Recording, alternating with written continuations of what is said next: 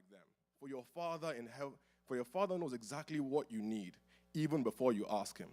Pray like this: Our Father in heaven, may your name be kept holy. Praise the name of the Lord. The title of my message this morning is Who's Your Daddy? Turn to your neighbor and say, Who's your daddy? Why are some of you blushing? I got some married folks, y'all are smiling a little too much. Y'all need to calm down. We'll talk about that in synergy, amen? Why you're blushing. You know, last year, sometime, I think it was over the summer, Pastor Femi taught a Bible study series on how to pray. And we used the Lord's Prayer as a template. And, you know, we looked at, you know, the verse we had just read, describing God as our Father, and, you know, we took a session to talk about it. And, you know, what we found was that, you know, there were a lot of barriers to people really taking God as their Father. You know, we call them, you know, psychologists today call them daddy issues. The people who didn't have fathers, absentee fathers, fathers were, you know, overbearing, fathers were, you know, non-active, and so on and so forth. Amen?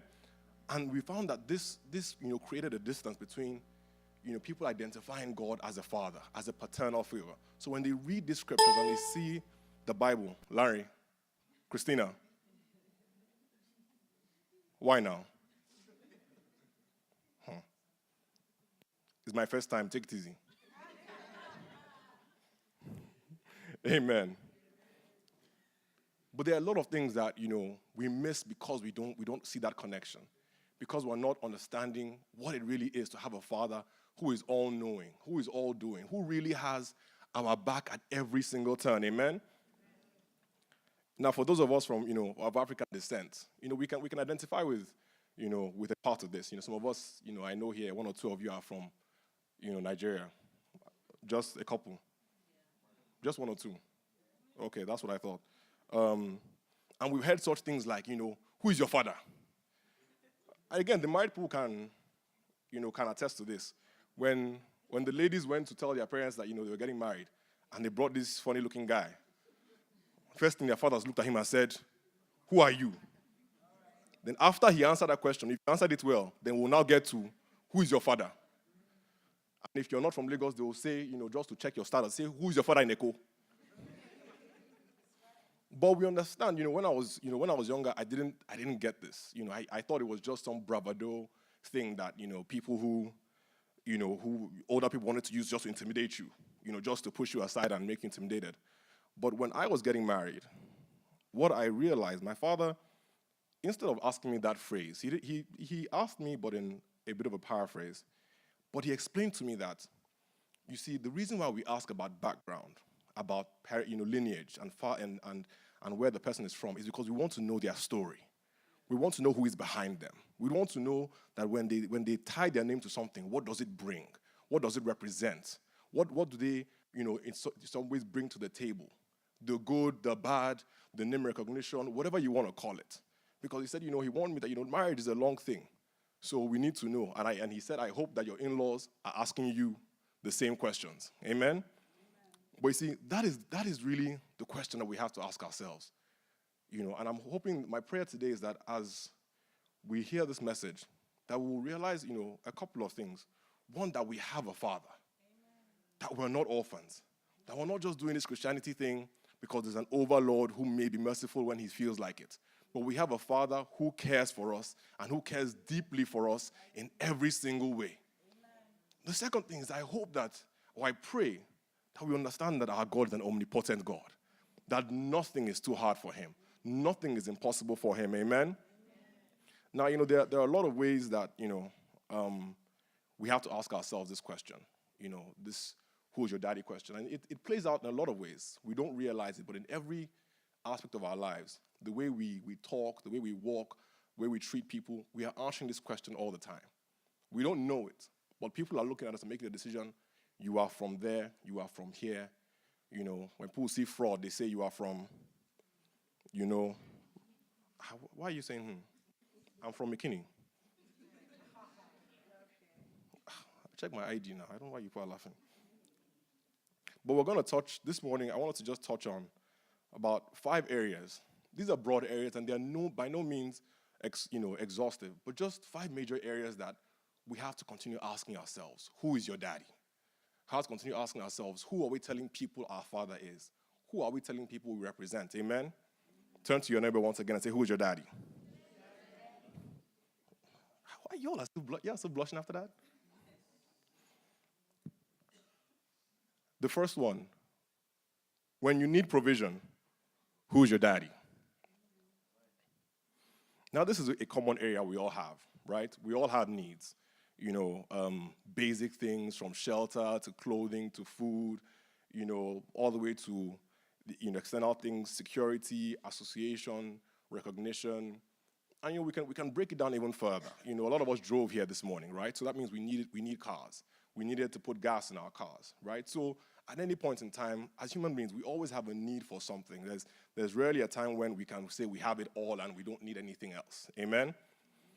But the truth is that we often fret what we don't have. As true as this fact is, we fret it. We fret, will we be able to pay our bills tomorrow? We fret, if God takes this job away, if they are looking for who to fire, and God takes this job away, where is the check for tomorrow going to come from? This mortgage will not pay itself. This car, I just got it last month. What's going to happen?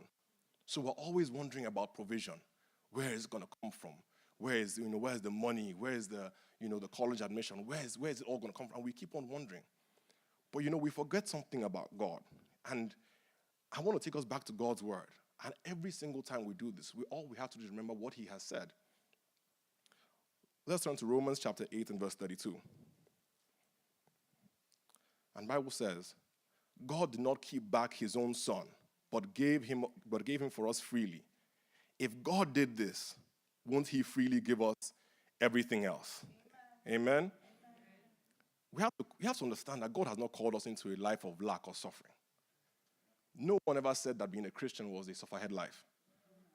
No one ever said that being a Christian meant that you're going to have to scrabble and be tense and be nervous every single day of your life.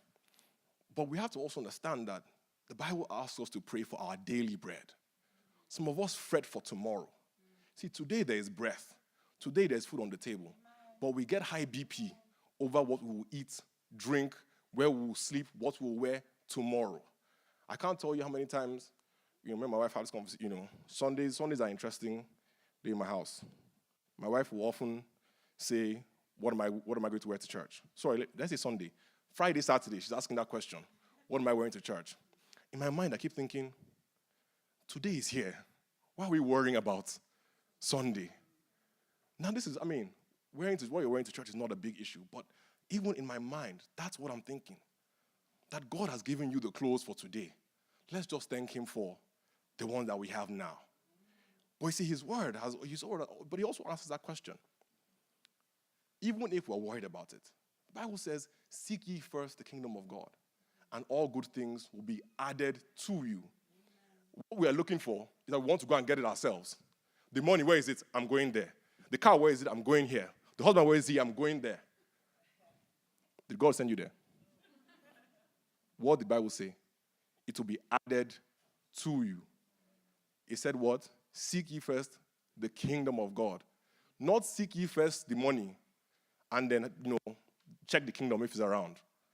Not check the husband, and then hopefully God will, enter inside.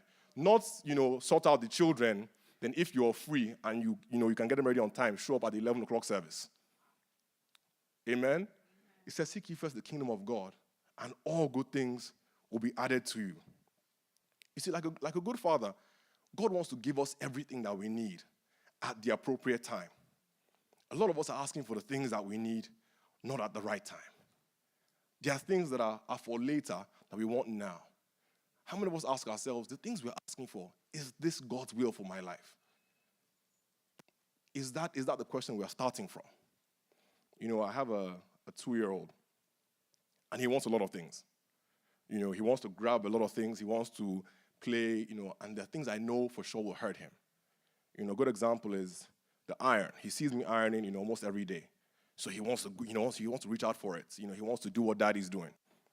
And I have to stop him, man. I have to be very careful that every time I leave the iron, I pull it out and I leave it somewhere because I know that it is likely to harm him. Amen? But you see, I know in my mind, I've already calculated that, when this boy is, 9, 10, 11 years old, once he's old enough and he understands, I will give him this iron. And he will iron every piece of clothing in this house. Until he goes to college. Well, I don't know why you're laughing. I'm lucky I was in a house with 4 boys, so we all shared it. Sucks to be him. But you see, that is the same way, God looks at us and is thinking, it's not right now. But you see, in the same way, I hold back the iron for my son. The things that are the right time to give him, I give him the best. Before he was born, I remember my wife and I would look for, little certain things, look for car seats and cribs. And I would say, look, car seats is a big deal. Heaven forbid anything happen. We want to be sure that we've made the best decision. So let's make an extra effort, put the resources in to get, the best thing out there. So we did that for the car seats and, the crib. If he gets up at night, he can jump all he wants and cry all he wants. I know the bed will not fall. I'm confident of the crib we got, amen. In fact, just to be more confident, I got PF to help me install it, just to be for extra measure, so I know that it will not fall in. Amen? But you see, that is the same way God gives us the best of everything. He's not watching us and giving us second hand. He's not watching us and giving us the bare minimum. When he's ready to provide for you, oh no, the heavens will open. When he's ready to provide for you, you will look and say, God, is this me? Amen. You will look and say, oh wow, what have I been fretting for all this time? So you see, we need to understand that God is not being mean to us by not giving us anything. By not giving us what we ask for. We will have it in the right season. And you see that if you are in the season, and God is just, there's no reason for him to hold it back from you, the only reason is because you're not asking. His word says that you have not, because you ask not. And that is all we need to do. So you see, at that moment, when you're thinking of what you don't have, all you have to do is remember what the Bible says about your father. And in those moments when you're trying to fret, you have to ask yourself, who is my daddy? And you have to answer that Jireh is my daddy. Amen. That the one who provides is my daddy. The one who can do exceedingly and abundantly over and beyond what I can ask or think. That is my father. Amen? Amen. Next, when you're afraid, who's your daddy? Last Sunday, Pastor Piton shared about fear. And the Wednesday before, the Bible study, he had shared on the cost of fear. And, like Saul, we have to realize that a lot of us, when we act in fear, it takes us out of God's will for our lives. Amen? Because essentially, what we're saying at that point, when we're afraid or when we're in a tight situation or we're just, we feel our lives are threatened, what we are saying basically is that this thing that is scaring me is my daddy. You're saying that this thing that is bothering me, giving me high BP, this is my daddy. But let's look at what the Bible says. In Psalm 91, verses 5 through 7, it says, do not be afraid of the terrors of night, nor of the arrows that fly by day. Do not dread the disease that stalks in the darkness, nor the disasters that strikes at midday. Though 1,000 fall at your side, 10,000 are dying around you, these evils will not touch you. We all have, amen. The truth is that we all have fears. It's just, it's part of the human experience. You can't get out of it. I'll tell you a funny story. Once in a while I go to, theme parks, the Six Flags and co and co. And, once in a while, when I get in there, I guess the business major in me, I'm looking and I'm saying, what's it, Big Tex, right? The wood one. Big Tex, Superman. I'm thinking to myself, these are the biggest rides here. I paid $35 for this ticket. After that $35, Big Tex is probably $5. After that $35, Superman is probably another $3. Then you have a couple more roller coasters. So I'm in my mind, how can I come here? And then I'll leave $15 on the table for them. No. I must ride all of them and get my full money. I might leave them $1 or $2. All those kiddie carousels and co. Don't worry, you can, keep the $1, don't worry. But those big ones, I must go. And it's always exciting. It's a thrill. My wife will tell me, I'll hold the bags. Don't worry. You go on. I'm thinking, no, don't worry, I'll go. I'll enjoy it for both of us. But the roller coasters are always cool when you're going up, right? Everybody's sitting down, everybody's really enthusiastic. And then when it gets to that top bend, when your seat gets to the top and you realize it's about to accelerate, you're thinking, who sent me walk? Hey, Jehovah, no. Jehovah, I can't be like this now. Please. Please, I didn't mean it. I was just trying to have fun. God, please. I started thinking about how many different ways one of the railings can come off. Then I'll now fall. What will I tell my wife? Oh, no. Then she's now holding my son in her hand. Hey, she now have to walk home alone. How will she explain it? God, I'm sorry. Please. I'll get to heaven. You say, how did you die? In 6 Flags. Like, please, God, no. Please, God, don't be angry. Now, I make light of that with a joke, but the truth is that we all have some very serious fears. I remember at the Bible study, people shared, a number of things that they're afraid of. Fears of failure, fears of financial instability. There are numerous things, fears of being alone. This generation, a lot of us are really young, and we're asking these companionship questions, and that is a genuine fear. Amen? But you see, we have to make sure that we don't allow these fears to consume us. We can't allow these fears to run our lives and essentially tell the fear that you are my daddy. Amen? The Bible says that for God has not given us a spirit of fear and timidity, but of power, love, and of self-discipline. Amen? That is God's will for your life. His will is not that you be afraid. The things will come that are meant to scare you. The things will come that are meant to shake you up a bit and, throw you off. But you have to remember who you serve. A lot of the time, what we do is that when a fear comes, we look up at it and we go, oh no, it's going to consume me. I can't deal with it.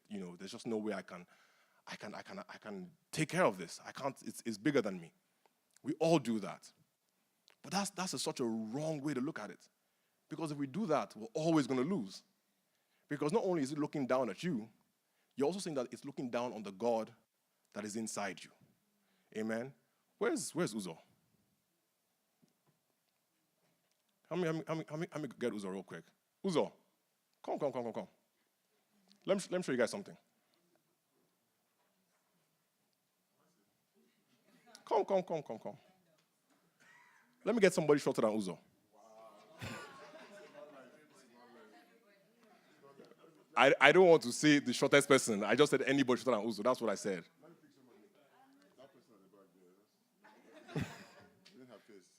Who's that? Holding her face. Bending her face. Okay, she's not smiling again, so let me. Who's that? And Stiwa? I was wondering. Oyin, come. Yes. Real quick. Let me show you guys something. Here's what we do with our problems. Uzo, come here. No, come to the middle. Just stand on the floor. You don't have to elevate anymore. Yeah, you're already high enough. Let me tell you what we do, right? This is our problem, and it's looking down at us, and we're quivering, afraid. We're afraid, and we're like, oh my God, how is this going to work out? And you're shaking, you're nervous. How is it going to happen? This is a recipe for disaster, because you're always going to lose this battle, no matter how much you read your Bible. But you see, if we start in a different way, you guys switch places. No, switch places, here. If we start and say, you know what, this is you and God. And we say that, you know what, greater is he that is in me than he that is in the world, then whenever the problem comes, you're always going to say, back up. I got you, back up. Uzo. I'm a lady now.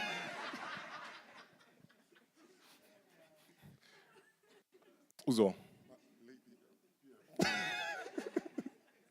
Amen. Thank you guys. Give them a hand.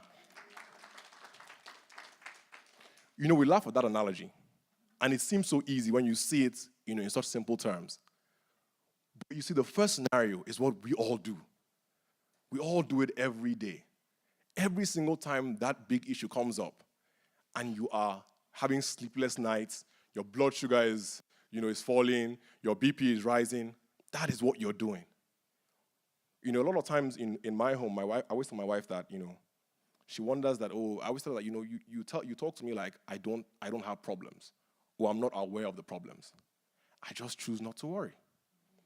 I choose to believe that God will sort us out.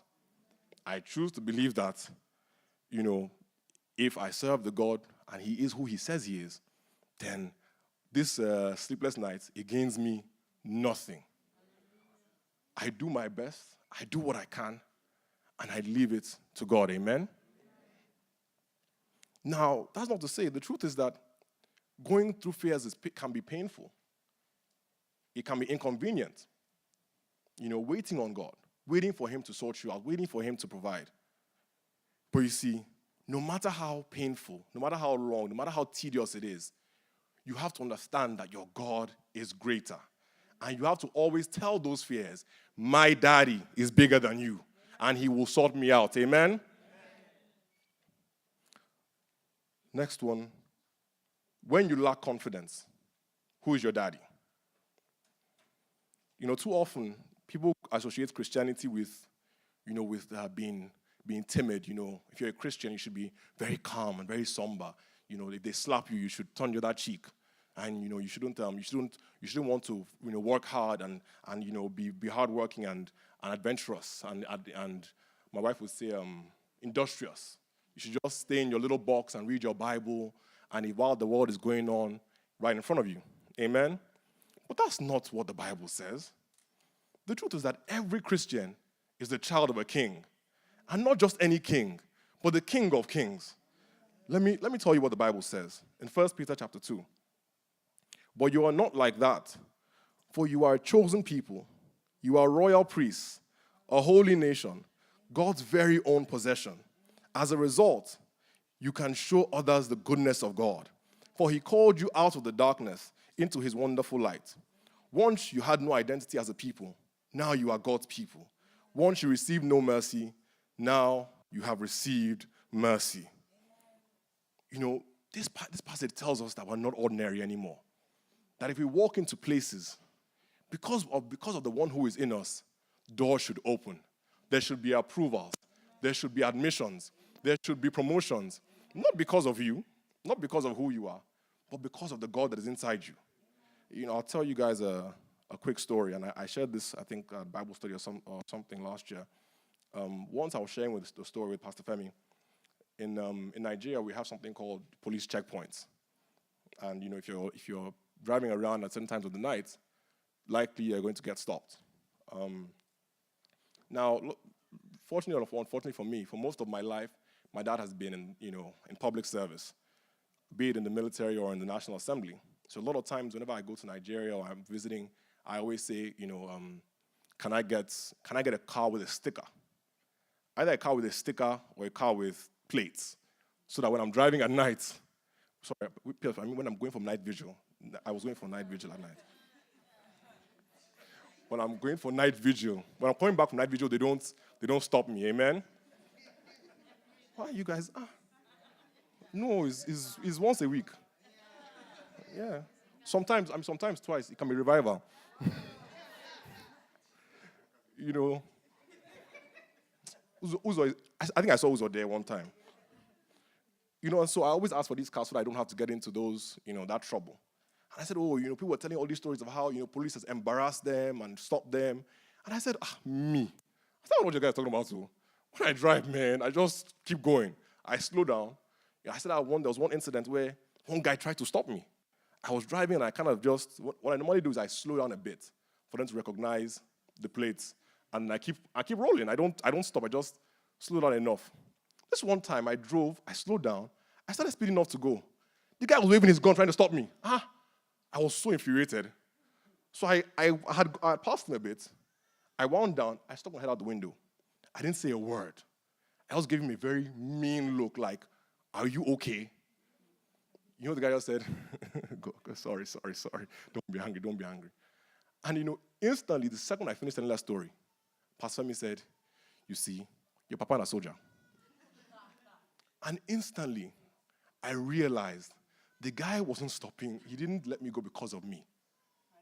He let me go based on the authority of what he saw. What he saw wasn't me. I have not one day in the army. I haven't been in any public office. But because of the office my father holds, he had to listen. He had to obey. He had to grant me favor. He had to let me through. And that is the same thing that we all have to realize as Christians. That when we get to those situations and we're cowering and we're saying, this green card, will they give it to me? This job, will I get it? I'm applying for college, will they let me in? You have to understand, it's not about you. It's about your daddy. It's not about you. See, when they see that form, you think that they're seeing your name. You think that they're seeing your credentials and your background. No, they are seeing your father. When they see it, when you do those forms, that you take those forms and you pray for, you say, Father, grant me favor. They're not seeing your name anymore. They're not seeing one of those forms that you say, should we or should we not take? We want 5 years experience. He only has 4 years and 11 months. No. God will make up that last month. That's what we have to always understand. So when you're fretting and you're wondering that, I don't think I can do it, this business venture, I'm not sure, will I make it through? You have to understand that God says that he will open the storehouses in the heavens and bless the works of our hands. So you see, when you put your hands on that business, it's not about you. It's not about how much accounting you do and what your costs and your expenses are. It's about your daddy in heaven. It's about whether he has put his hands on it or not. And you see, if he has put his hands on it, then there's no need to fret. Because that business is going to succeed. It's going to succeed beyond your wildest dreams. Amen? So we have to always ask ourselves that when we walk into a room, if Prince Charles walks in here, he's not looking for the usher to tell him to sit at the back. In fact, the usher, he won't even look for a chair. He'll just wait for somebody to bring him. Pastor PF, if Prince Charles comes in here, where will he sit? He'll say, AK is Prince Charles. Just this one Sunday. But that is the truth, right? But we all walk into places and we forget that our Father, he is the King of Kings. So that means that he is king over Prince Charles' mother. So if Prince Charles can walk into a place, I think he's going to get favor. What's stopping you? What is stopping you? If we understand that the one who we serve is above all, there's no reason why you shouldn't get that green card. No reason you shouldn't get that citizenship. No reason you shouldn't get that job. There's absolutely nothing stopping you. So when next you're faced with those situations and you're thinking, oh my God, I'm not sure, ask yourself one more time, who's my daddy? Real quick, when you feel judged, who's your daddy? The truth is that a lot of us have lived less than holy lives. In fact, the truth is that some of us continue to live less than holy lives. And we're always wondering that, oh my God, I screwed up yesterday. Is God going to take me in? Is he going to accept me? I mean, I didn't cut it. I didn't do well. Oh my God, I lied yesterday. I cheated the other day. Is God going to accept me? But we have a very wrong assessment of who our Father is. He's not a judge. He's not in heaven waiting with a big stick to say, bam, you screwed up again. To detention with you. That's not who our Father is. Let me just read a couple of verses of what the Bible says about who God is. For his unfailing love toward those who fear him is great as the height of the heavens above the earth. He has removed our sins as far from the east is to the west. The Lord is like a father to his children, tender and compassionate to those who fear him. Praise the Lord. Some of us are waiting till our ledgers are white as snow before we commit to God, before we commit to serving him, to being born again, to being Christians, to coming to church. We're like, nah. Pastor, you don't know what I've done. I did some bad things, In fact, even yesterday, I don't know if God can forgive me for what I did yesterday. But you have to understand, if God took account of that, I wouldn't be standing here. I really wouldn't. When a couple of weeks, Pastor Femi, told me I was going to be preaching today, and that was a question that kept on going through my mind. God, really? Me? God, now. Are we sure about this? Bible study, we can swing it. Sunday morning, God, these guys, some of them saw me. A friend of mine, an old friend of mine called me on Friday. I hadn't spoken to him in ages from secondary school.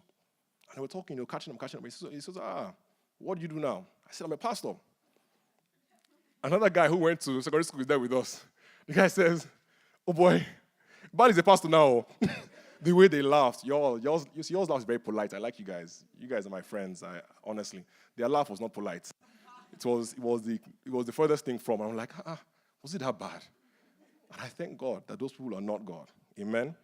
But you see, we have to understand, God is not waiting with a big stick. He's a gracious Father. We have to understand that we are saved by grace through faith. That means that whatever we get, we don't deserve it. I, standing here, don't deserve to be here. Pastor Femi doesn't deserve to be here. Everyone around you does not deserve to be here. We are only here by grace. That is what our Father has brought to us. He has not brought us judgment. He has not brought us resentment or a record book to say, oh my God, you screwed up today. This is how I'm going to punish you. He is a gracious Father. So the next time you're questioning yourself, saying to myself, oh my God, I screwed up, I can't do it again, ask yourself, who is your daddy? Finally, when people see your lifestyle, who do they say your daddy is? We talked a bit about what you're going through, your own insecurities. But look at what the Bible says. You are salt to the earth, but what good is salt if it has lost its flavor? Can you make it salty again? It will be thrown out and trampled underfoot as worthless. You are light, you are the light of the world, like a city on a hilltop that cannot be hidden. No one lights a lamp and puts it under a basket. Instead, a lamp is placed on a stand where it gives light to everyone in the house in the same way.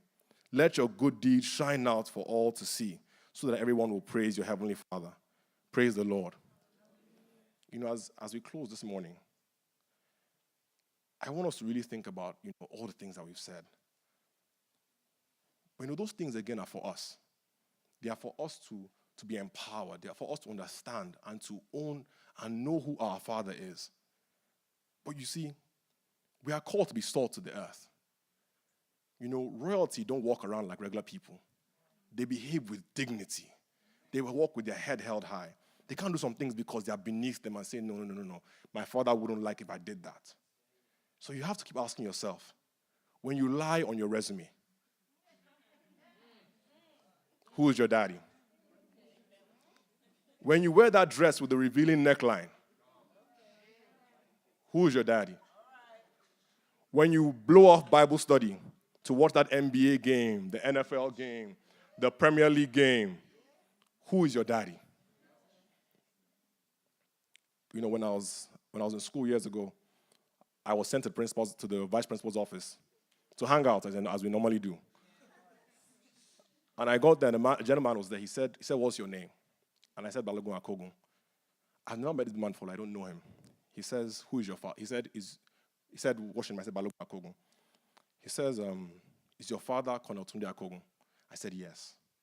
And he said, you are a carbon copy of your father. I had never met this man before in my life. I don't know him. And I'm just like, okay, it's kind of weird. Okay. But you see, we all have to ask ourselves, when people see us, who do they see? Who do they see? We have this adage that the fruit doesn't fall far from the tree. How close to the tree are you? If people see your life, the way you walk, the way you talk, the way you carry about your job, and the way you treat your friends, who do they say your daddy is? Because being your daddy is not just about caring for you. It's also about representation. We are a nation. We are a holy people. So when people see us, without questioning, without second-guessing, they should be able to say, that one is a child of God. That one is the King of the Most High. The way he's confident when there are fears, he is the Son of God. The way he can build his chest out when he has to make an application, he is the Son of God. The way, when he has no money, he is so sure and so confident that it will be sorted out. That one is a child of Jehovah Jireh. So you see, ask your neighbor one more time this morning. And somebody, I want you to answer that question to yourselves. Ask them, who is your daddy? Let us bow our heads and pray. Father, we thank you, Lord, for this day. We thank you, Lord, for this chance to hear from your throne of grace. We thank you, Lord, for your children today, Lord, have have come to ask themselves this question, that in their lives every day, who is their father? Lord, I pray that you give them the grace to understand the kind of compassionate, the kind of gracious, the kind of providing father that you are. Not one who is come to judge, call them into suffering, call them into lack, but Lord, one that who is here to be there for them. One who has called for their burdens and their worries, and who says that he will take care of them, and he will add all good things to them, and he will bless them beyond your imaginations. Father, Lord, we just can give you thanks and we give you praise. We pray, Lord, that you will show us your will, show us your true nature, that we will understand that you are not just some overlord watching over us, but that indeed, your Lord, you are our Father. And when next we have to ask that question, or people see of us in the world, that they will say, this one is a child of the Most High God. We glorify your name, Jehovah. In Jesus' mighty name we have prayed.